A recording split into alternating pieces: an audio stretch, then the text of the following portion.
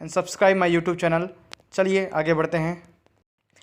यदि आप मुझसे टेलीग्राम पे जुड़ना चाहते हैं तो टेलीग्राम पे लक्ष्य विथ भावेश गजपाल लिख के सर्च करेंगे तो आपको मेरा चैनल मिल जाएगा। साथ ही यदि आप मुझसे फेसबुक पे जुड़ना चाहते हैं तो ज्ञानदा ट्यूटोरियल्स महासमुंद लिख कर सर्च करेंगे तो मुझे आपको मेरी कोचिंग संस्था मिल जाएगी। आप उसमें मुझसे जुड़ सकते हैं। टेलीग्राम पे मैं फर्दर आगे क्विज़ के क्वेश्चन और वीडियोस के लिंक भी डालता हूं, तो आप उससे जुड़कर पूरे वीडियोस के लिंक एक साथ प्राप्त कर सकते हैं।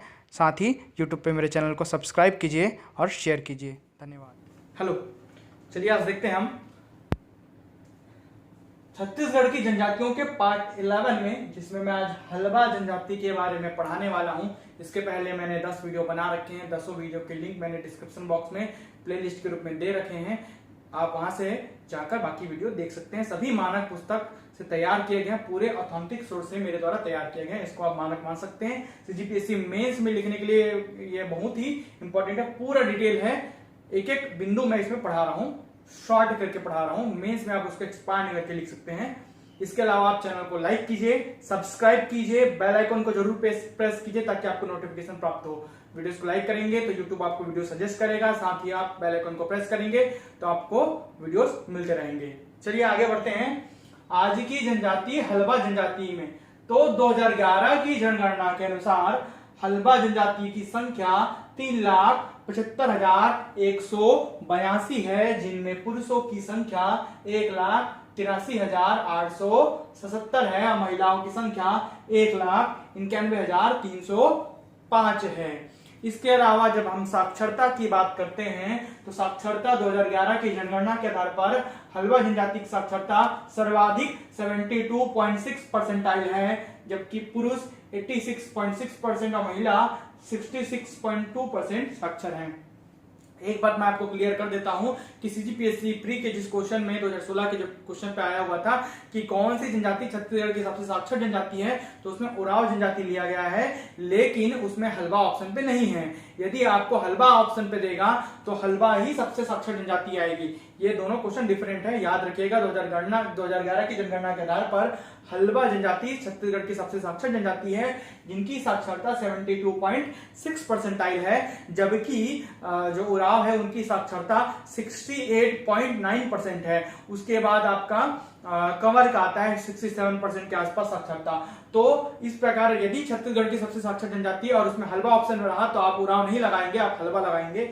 ये बात हमेशा याद रखिएगा। आगे बढ़ते हैं। हल्बा जनजाति को 2 भाग में पाए जाते हैं। हल्बा जनजाति छत्तीसगढ़ में 2 भाग में मिलते हैं, एक बस्तरिया हल्बा, दूसरा छत्तीसगढ़िया हल्बा। बस्तरिया जो हल्बा है वो कांकेर, भानुप्रतापपुर, नारायणपुर, बीजापुर, दंतेवाड़ा, नगरी, गरियाबंद, देवभोग वाले क्षेत्र में जो हल्बा जनजाति पाई जाती है ना, उसे बस्तरिया हल्बा कहा जाता है। जबकि जो छत्तीसगढ़िया हल्बा है वो दुर्ग, बालोद, डोंडी लोहारा, राजहरा, गुंडरदेही, राजनांदगांव, चौकी, डोंगरगांव, मतलब जो मध्य भाग है उस क्षेत्र में, मतलब महानदी बेसिन में जो हल्बा जनजाति पाई जाती है वो छत्तीसगढ़िया हल्बा कहलाती है। दोनों में परंपराओं में बहुत सारा जमीन आसमान का अंतर है। चलिए आगे बढ़ते हैं। इनकी उत्पत्ति कैसे हुई, जैसे कि मैं हर वीडियो में हर जनजाति में एक किंवदंती सुनाता हूँ, कहानियां सुनाता हूँ, तो कहानी एंजॉय कीजिए। जैसे कि उत्पत्ति, ये महाभारत काल की कहानी है। महाभारत काल में विदर्भ की राजकुमारी रुक्मणी होती थी। रुक्मणी और उसका भाई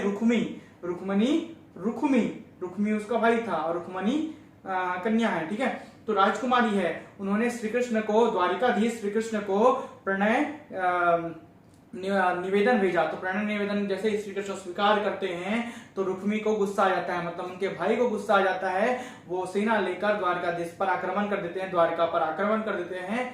तो उस सेना को श्री कृष्ण के भाई बलराम के द्वारा हल और मूसल से कुचला गया। हल और मूसल की सहायता से बलराम ने सेना को, रुक्मी की सेना को पराजित कर दिया, ठीक है। तो इसी बलराम से कालांतर में, इन्हीं बलराम के हल से जो कालांतर में उत्पत्ति हुई है वो हल्बा कहलाए।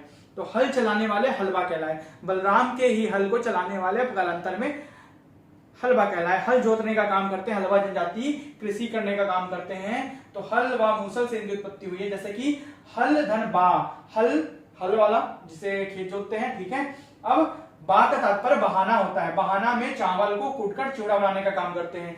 हल धन बा, हल जोत कर क्या करते हैं, चावल धान उगाते हैं, धान से चावल, चावल को कूट कर ये चिवड़ा बनाने का काम करते हैं। तो बा से बहाना में चावल को कूट कर चिवड़ा बनाते हैं। तो हल धन बा बनाकर हलवा हुआ, बा से बहाना होता है, बहाना में चावल को कूट कर चिवड़ा बनाने का काम करते हैं। तो ऐसी कौन सी जनजाति है जो चिवड़ा बनाने का काम करती है, तो हलवा जनजाति। हलवा स्त्रियां देवार जाति के महिलाओं से गोदना गुदवाती हैं।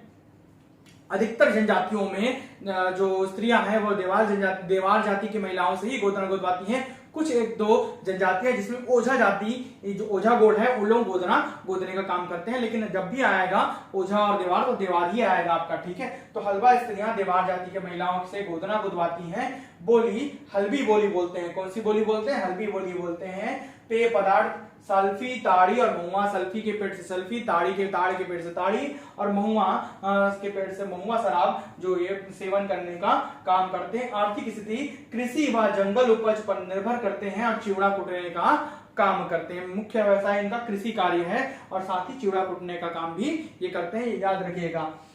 आगे इनके जो जनजाति में टोटम होता है, टोटम इनके चिन्ह होते हैं, गोत्र चिन्ह होते हैं। जो जनजातियों के गोत्र होते हैं उनके चिन्ह होते हैं, चिन्हों को ही टोटम कहा जाता है। टोटनिज्म, देखो टोटमवाद क्या है, जिसमें जीव जंतु, पशु पक्षी, कीट पतंग, वृक्ष लता आदि सभी जनजातियों के इंडिकेशन होते हैं। जैसे कि मेरे यूट्यूब चैनल में मेरा लोगो है, उससे समझ आते हैं कि मेरा यूट्यूब चैनल है। वैसे ही इनके गोत्रों में क्या होता है, टोटम होता है। टोटम का मतलब जीव जंतु, कीट पतंग और पशु वृक्ष लता को ये अपना चिन्ह बनाते हैं ये जनजाति, यही को बोला जाता है टोटमवाद। प्रसव हेतु सुईनदाई करती, जो प्रसव कार्य है वो सुईनदाई करती है। हर जनजाति में मैं अलग अलग दाई के बारे में बताया हूं जो प्रसव कार्य कराती है, अलग अलग में अलग अलग नाम है। सुईनदाई इनके प्रसव कराने का काम करती है, इनके बच्चों के प्रसव कराने का काम करती है। अब आगे बढ़ते हैं। सहगोत्री विवाह नहीं होता। हलवा जनजाति में एक ही गोत्र में विवाह नहीं होता, जबकि बस्तरिया हलवा में मामा बुआ के भाई बहन से शादी की जाती है। मेरे फुफेरे भाई बहन से शादी की जाती है। बस्तरिया हलवा में, बस्तर क्षेत्र में दूध लौटावा प्रथा प्रचलित है। दूध लौटावा में मेरे फुफेरे भाई बहन से शादी की जाती है, इसलिए बस्तरिया हलवा लोग करते हैं शादी। लेकिन जो मैदानी क्षेत्र के हलवा ऐसा गोत्री विवाह उनमें बेसिकली नहीं होता है। इनके विवाह में कुछ प्रथाएं होती हैं। जब पहली बार मांगने जाते हैं तो मंगनी कहते हैं। मंगनी की प्रथा को महाला कहा जाता है। क्या कहा जाता है, महाना। जो मांगने जाते हैं ना, लड़की को, वधु को मांगने जाते हैं तो उसको महाला कहा जाता है। जबकि विवाह का कार्य भंडारी, जो इनका पंडित होता है उन्हें भंडारी कहा जाता है। तो पंडित द्वारा संपन्न होता है। पंडित कौन होता है, भंडारी। इनका विवाह कार्य भंडारी के द्वारा संपन्न किया जाता है। सुख प्रथा प्रचलित है। सुख प्रथा बताया हूं। वधु धन प्रथा की वर वधु को ब्याह कर लाएगा तो वधु की फैमिली वाले को तेल, अनाज, चावल, गुड़ आदि दान करता है। इसी प्रथा को सुख प्रथा कहते हैं। इनमें जाति पंचायत होता है। जाति पंचायत, राज्य पंचायत, गढ़ व गांव पंचायत भी इनके में होता है। न्याय हेतु 18 गढ़ों में विभाजित किया गया था। हलवा जनजाति जो ये क्षेत्रों में पाया जाता है, दोनों क्षेत्र में बस्तरिया और छत्तीसगढ़िया हलवा, इन्हीं को 18 गढ़ों में विभाजित किया गया था न्याय व्यवस्था के लिए। और वहां पर प्रत्येक जाति की जाति पंचायत, राज्य पंचायत, गढ़ व गांव पंचायत में विभाजित हुआ करता था। अब आ जाइए इनके देवी देवताओं में। प्रमुख देवता दुल्हा देव है। इसके अलावा करिया धुरवा, माता देवाला, शीतला व कंकाली, शीतला व कंकाली माता इनकी प्रमुख देवी देवता हैं।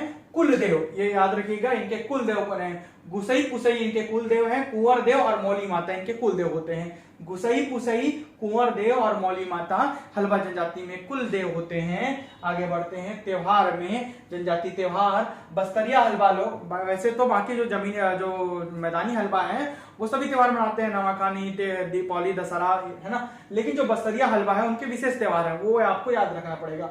तो बस्तरिया हलवा लोग अमुस, दियारी है ना, नवाखानी, लक्ष्मी जगार, माटी तिहार और छेरता, माटी तिहार, लक्ष्मी जगार, नवाखानी, अमुस और दियारी त्योहार बस्तरिया हलवा ही मनाते हैं।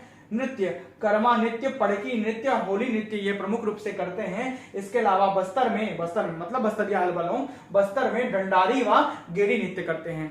ये कॉमन नृत्य है, जबकि बस्तरिया हलवा लोग जो है डंडारी व गेड़ी नृत्य भी करते हैं। लोकगीतों में आ जाओ, धनकुल, छेरछेरा, सुआ और गौरा गीत गाने का काम करते हैं। मृतक संस्कार में स्त्री को 7वें दिन होता है मृतक संस्कार, जबकि पुरुष का 9वें दिन होता है मृतक संस्कार। और मृत्यु होने पर इनके शवों को दफनाया जाता है। बेसिकली बस्तर क्षेत्र की जितनी जनजातियां हैं वो सभी मृत्यु होने पर दफनाने का काम करती हैं, तथा बैगा को बुलाकर घर को शुद्ध किया जाता है। स्त्री अगर खत्म हुई है तो 7वें दिन, और पुरुष खत्म हुआ है तो 9वें दिन बैगा को बुलाकर घर को शुद्ध करने का काम कर जाता है। बैगा वो झाड़ फूक करने वाला उनका पंडित है, पुजारी है, ऐसा आप मान सकते हो। ठीक है, जैसे कई जनजातियों में पाहन पढ़ाया हूँ, कई जनजातियों में बैगा पढ़ाया हूँ, तो वही बैगा है ना। तो इस प्रकार हल्बा जनजाति शॉर्ट में ये खत्म हो गया। ये सीजीपीएससी मेंस के परिप्रेक्ष्य से भी बहुत इंपॉर्टेंट है। बाकी वीडियो के लिंक आप डिस्क्रिप्शन बॉक्स में जाकर प्राप्त कर सकते हैं। धन्यवाद।